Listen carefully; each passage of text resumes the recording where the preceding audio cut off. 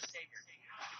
We're talking about the alien whose very existence They are not telling us the truth. challenges our own sense of priority in the universe. Human beings have a horrible track record of following people with great Power corrupts, and absolute power corrupts absolutely. chaos. Maybe he's just a guy trying to do the right thing. Better now, don't we? Oh Devil's no my God. Are they, The world has been so caught up with Oh. what we can do that no one are they doing it? should do. Oh my God. The stops. It's happening. The favor. It's actually happening. Look.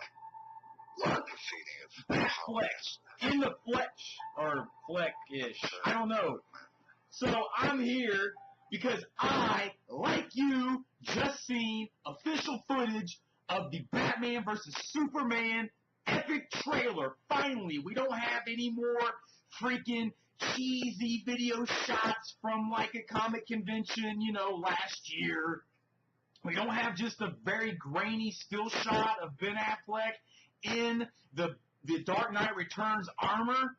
We actually have full-fledged video kind of setting up the premise for what exactly this movie is going to be about. And folks, I'm here to tell you, if you are a fanboy or a fangirl of the Bat, if you are, then you got to know that you're excited. You just got to know. And even if you don't like Batman and you like Superman, it looks like they're finally going to do justice, pun intended, to the DC Universe and finally bring them together. After watching this video, I couldn't help but put myself into The Dark Knight Returns, the Frank Miller novel. Because if you actually read that and you see what he did, he took what Batman was about, you know, because Batman had been kind of a pussy for however long, you know. They made him like ridiculous and retarded, you know. They made him like, you know, worried about just dumb stuff. Like, I think Frank Miller said it best. If I'm not mistaken, he said he gave Batman his balls back.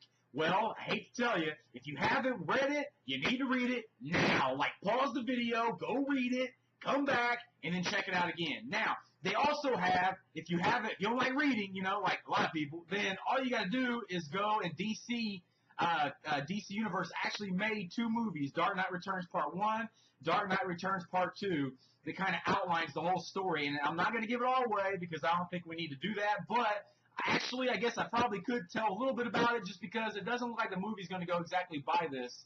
Essentially, in The Dark Knight Returns, which is what this is building towards, Batman and Superman have a history. You know, they were on the Justice League together. You know, things split. Batman retired, and, you know, he has to come out of retirement because Gotham's turned into a shithole. But Superman is basically a pawn by the U.S. government, or for the U.S. government, by Ronald Reagan. Yeah, they made Reagan a ditz in this, in the franchise, you know. But in the midst of all that, eventually Batman comes out of retirement, kicks the shit out of this group called the Mutants. The next thing you know, Batman actually ends up taking Gotham City, and while Reagan does a boo-boo and Superman, you know, is trapped in this huge international issue where nuclear explosions are going off everywhere, and basically America goes into martial law, there's only one freaking city that the United States government does not have to put under martial law, and that's Gotham City. And since the government was fascist, that's the way Frank Miller saw it, under Reagan, then all of a sudden now, the president, Reagan, goes to Superman and tells him you need to take care of your friends. So there it is, it sets up the story.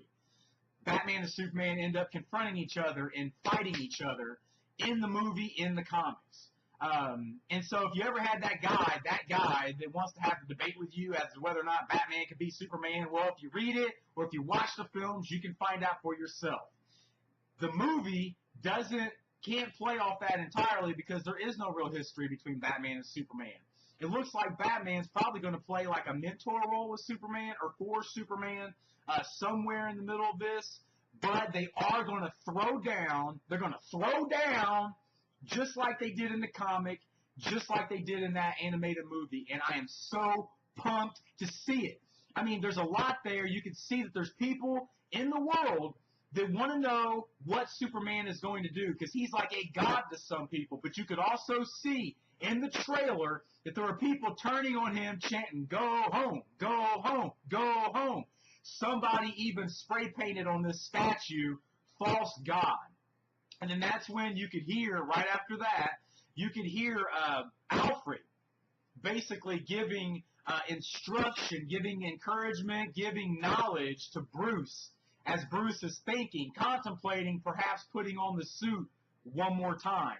And I think that whole scene is epic. I am so glad that we finally see Ben Affleck in the bat suit, live action. There's a scene where he comes out this alley, it looks like, and he is just stout, dude. Ben Affleck has been pumping, and he looks like Batman from like the animated cartoons in the early 90s. He looks like Batman, stout as hell, from The Dark Knight Returns. I mean, down to the outfit, you name it. We've seen the Batwing in this movie. We've seen the Batmobile in the trailer.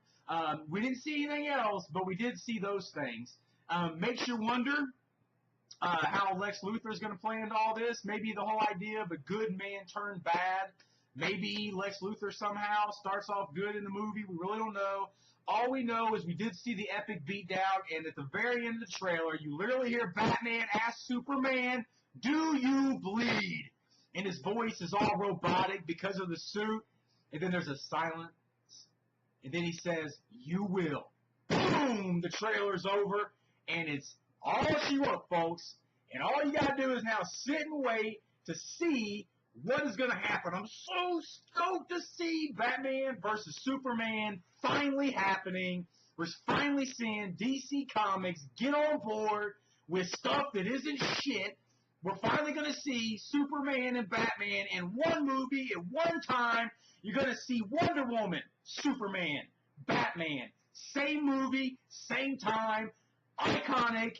It's actually more impactful in terms of pop culture than it was to have all the Avengers in one movie. For one reason, Batman, Superman, and Wonder Woman are the trinity of the golden age of comics. To have them in one movie at one time is absolutely bananas. So, I hope you guys appreciate this really quick little snapshot, little initial thoughts, because I'm extremely excited to see not only Batman or Batfleck look kick-ass in the suit, Henry Cavill still owning it as Superman so far, and I like the way the story is being painted, that people are turning on Superman because of what happened, but yet there's still people that worship him as a god. You can even see the soldiers as Superman walked into this corridor. They actually kneeled before him like he was their god. Very interesting stuff. Everybody, if you like this video or you want to see more like this, please make sure that you click subscribe, and you will actually be sent a message that we have new videos up. Fanboy Frenzy's got a lot planned this year. Fanboy Frenzy headquarters is being switched around, as you can clearly see. That's why we haven't had a lot of content in the past 6 to 8 weeks. We've been going through some changes and getting some things together, but we have a whole hell of a lot planned for fanboys and fangirls going out there for everything from pro wrestling, video games, you name it, we're going to talk about it, comic books, etc., going down the line. This is your one-stop shop for pop culture conversation. This is Ryan Jarvis signing off from the newly revamped, or soon-to-be revamped, Fanboy Frenzy headquarters, Batman vs. Superman. What did you think about the trailer? Comment below. Let me know. See you next video. Deuces.